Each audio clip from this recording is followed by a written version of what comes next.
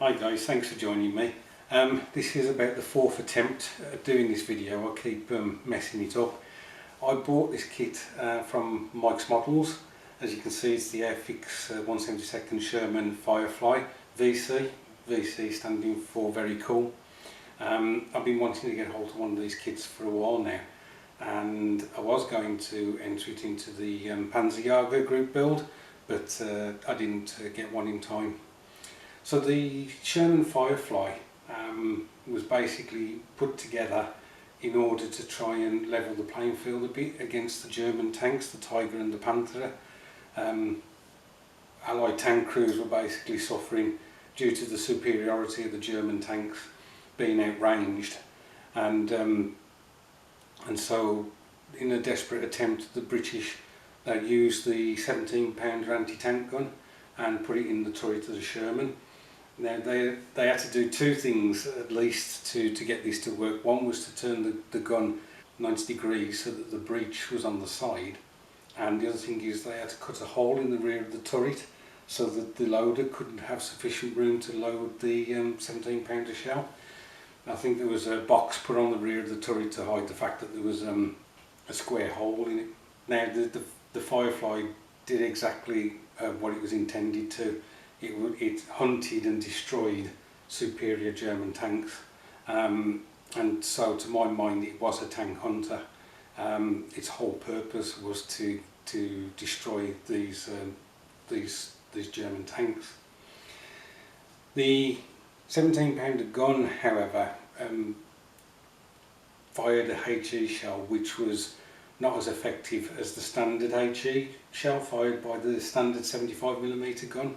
So consequently, British tank formations, Sherman tank formations, would have one Firefly and 4 standard Shermans in a troop.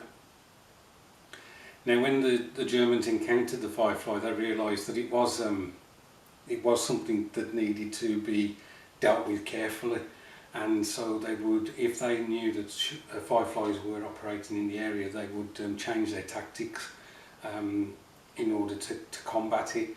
And I can imagine that the Firefly drew a lot of fire from German tanks, because obviously they'd want to take this out first and then sort out the other Shermans that didn't have such a powerful gun. I believe that Michael Whitman, the German tank ace, his tank was destroyed by a Firefly, and obviously he was killed. And this was down to poor reconnaissance and also lack of data as to what the Germans were facing, and so he wasn't aware that Fireflies were in the area. So that's a bit of history about this tank. I think it's a wonderful vehicle, I really do. Let's have a look at the box contents.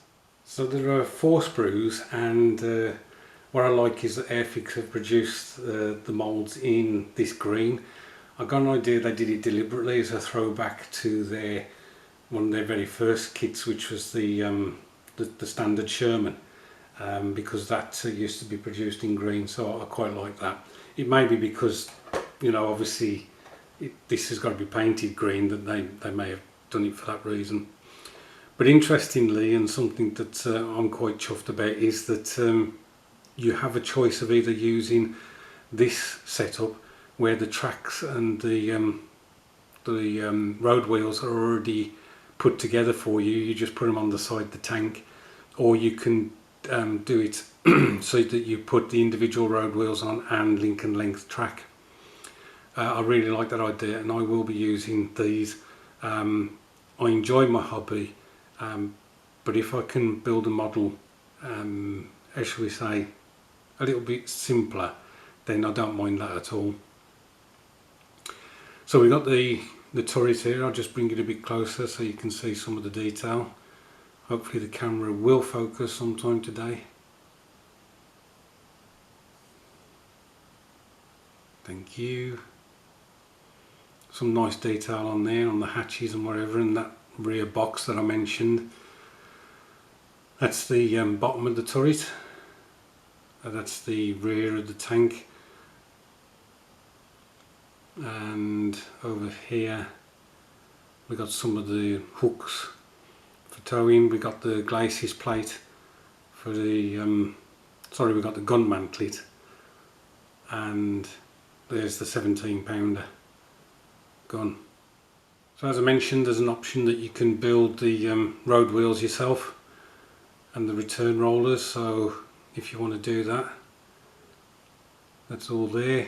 These are, I believe, where the tracks return on the front and back, and there's your link and length track and your drive sprockets. This is the body of the tank. Again, some nice detail on there. Really looking forward to building this. Here we have the sides and underneath. This will be the front of the hull. There we've got the rear of the tank again, but this is the access to the engine at the back. Finally, we've got some more link and length and one or two other items, stowage. So you've got some spare road wheels there, jerry cans and so on. I shan't show you all the instructions, but as you can see, there's your two options for building this.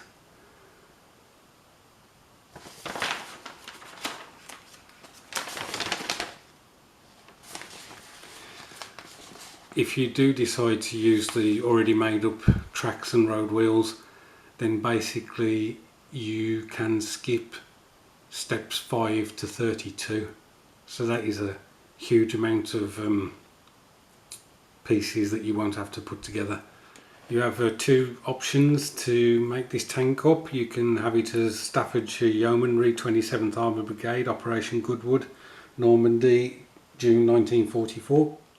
And then you have this one, which is 3 Troop A Squadron, Northamptonshire Yeomanry, Normandy, 1944.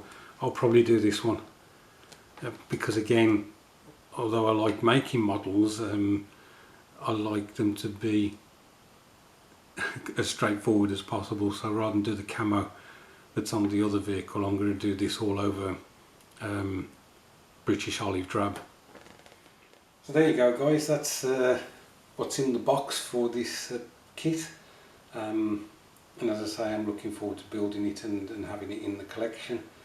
I hope you've had a good weekend. It's Sunday night, and I've got to do some ironing and so on and get ready for tomorrow. So look after yourselves, and I'll catch up with you soon.